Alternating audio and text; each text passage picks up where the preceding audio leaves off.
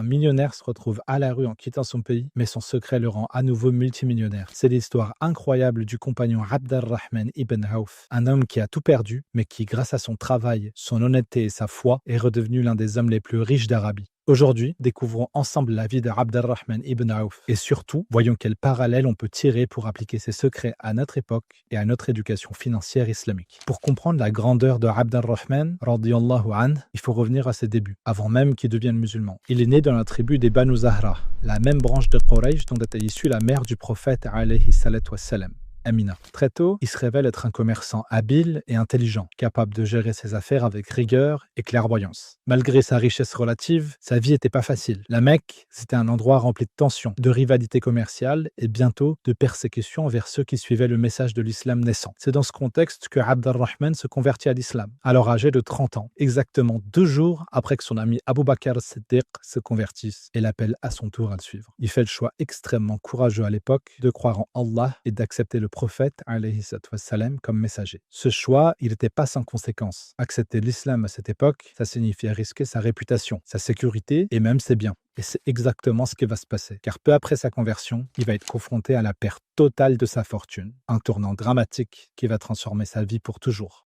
Après sa conversion, Abd al-Rahman ibn Auf fait l'un des choix les plus courageux de sa vie. Il décide d'enfin partir faire sa hijra. Il devient donc un des muhajirun, des émigrés qui quittent la Mecque pour fuir les persécutions et protéger leur foi. La décision de partir pour Médine n'était pas simple. Il fallait laisser derrière soi toute sa maison, avec ses biens et sa fortune accumulée dans son pays d'origine. Mais pour lui, suivre le prophète, alayhi salatu wassalam, et soutenir la communauté naissante, c'était plus important que n'importe quel trésor matériel. À son arrivée à Médine, les musulmans de la ville, qu'on appelle aussi des Ansar, l'accueillent chaleureusement. Mais Abd al-Rahman, comme la plupart des muhajiroun, il n'était pas habitué au mode de vie de cette ville. Lui, c'était avant tout un marchand, et il se retrouvait parmi les Ansar, qui étaient majoritairement des agriculteurs. À l'arrivée des muhajiroun, il y avait de nombreux ajustements qui devaient être faits pour réduire au maximum les frictions entre ces deux groupes. Le prophète, alayhi salatu wassalam, instaure alors la mu'akha. C'est un pacte de fraternité historique entre les muhajiroun et les Ansar. Ce lien, il dépassait les relations fraternelles ordinaires, qui formaient déjà la base des liens sociaux dans la société musulmane. Il était unique à la communauté musulmane de Médine et bien plus concret que tout lien tribal ou familial de l'époque. Un frère muhajir héritait de son frère Ansar et vice-versa. Le frère Ansar désigné pour Abd al-Rahman était Sa'd ibn al-Rabi', un des Ansar les plus généreux et influents. Sa'd avait conscience qu'il devait faire en sorte que son frère se sente chez lui à Médine. Il lui dit « Alhamdulillah, je suis assez riche et j'ai décidé de partager exactement mes biens avec toi. J'ai aussi 2 épouses. Dis-moi laquelle tu préfères et je la divorcerai pour que tu puisses l'épouser. »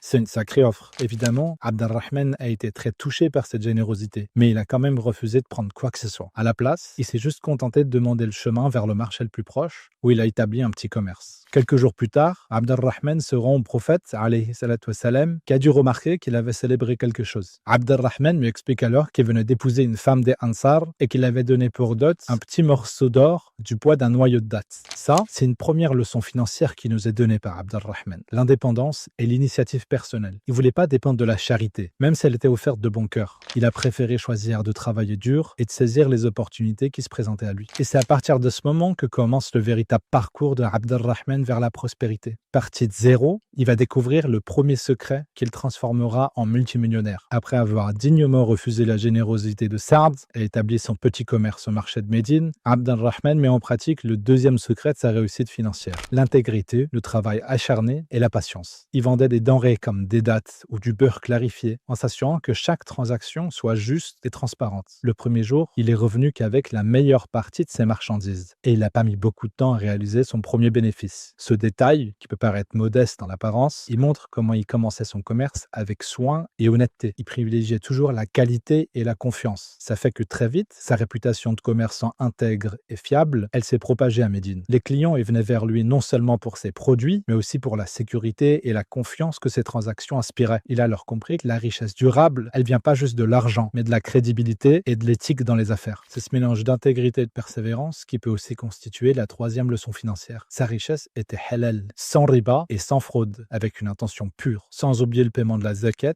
qui purifiait ses gains de façon définitive. Mais Abd al-Rahman, il s'arrêtait pas au petit commerce. Il investissait aussi dans des terres agricoles autour de Médine, en développant des exploitations de dattiers et de cultures. Il organise des caravanes commerciales commercial, important et exportant des biens entre Médine, la Syrie et le Yémen. Sa fortune croît rapidement. Selon certaines sources, il possédait des milliers de chameaux et des terres qui valaient des centaines de milliers de dirhams. Tout ça nous donne encore deux nouvelles leçons financières de Abd-ar-Rahman: la diversification et les investissements à long terme. Comme on dit, il faut jamais mettre tous ses œufs dans le même panier. Il faut diversifier ses sources de revenus et réduire les risques. Il investissait que dans des activités productives comme la terre qui génèrent des revenus constants. Mais Abd-ar-Rahman, il cherchait pas la richesse pour elle-même. Son objectif, c'était toujours de servir sa communauté, soutenir les musulmans et contribuer au bien de la société, ce qui préparait le terrain pour un nouveau secret de sa prospérité. Après avoir bâti un empire commercial avec intégrité et persévérance, Abd-ar-Rahman ibn Auf, radiyallahu an, atteint une prospérité légendaire. Mais son secret ne résidait pas seulement dans l'accumulation des richesses, il résidait dans la manière dont il utilisait cette richesse. Il est devenu célèbre pour consacrer une grande partie de sa fortune aux causes de l'islam. On peut commencer par son don spectaculaire lors de la bataille de Tabouk, en 9 de l'Hégire. Pour équiper l'armée musulmane face à l'Empire byzantin, il a offert 500 chevaux et 1500 chameaux équipés pour le combat et le transport. À l'époque, un cheval de guerre, ça pouvait valoir environ 100 dinars. Un dinar, c'est 4,25 grammes d'or. Avec le prix de l'or aujourd'hui, ces 500 chevaux y représenteraient 23,4 millions de dollars. Pour les chameaux, estimés à 10 dinars chacun, ça nous donnerait 7 millions de dollars. Et encore, c'est possible qu'étant donné la valeur de l'or de l'époque, le montant réel de ses dons était encore plus énorme. Mais sa générosité s'arrête pas là. Pendant le califat de Omar, Abd-ar-Rahman prospère grâce à ses terres agricoles et son commerce. Il envoie plusieurs caravanes équivalent à des dizaines de milliers de dirhams, qui représenteraient aujourd'hui plus d'un demi-million de dollars. Ensuite, sous le califat de Othman, Abd-ar-Rahman utilise sa fortune pour acheter et libérer des esclaves. Selon Ibn Barqan, il a franchi jusqu'à 30 000 esclaves sur sa vie. Un esclave, ça coûtait entre 200 et 1000 dirhams. Si on fait une moyenne de 500 dirhams pour 10 000 esclaves, ça nous donne 500 000 dinars. En tout, ça représente plus de 230 millions de dollars en affranchissement d'esclaves.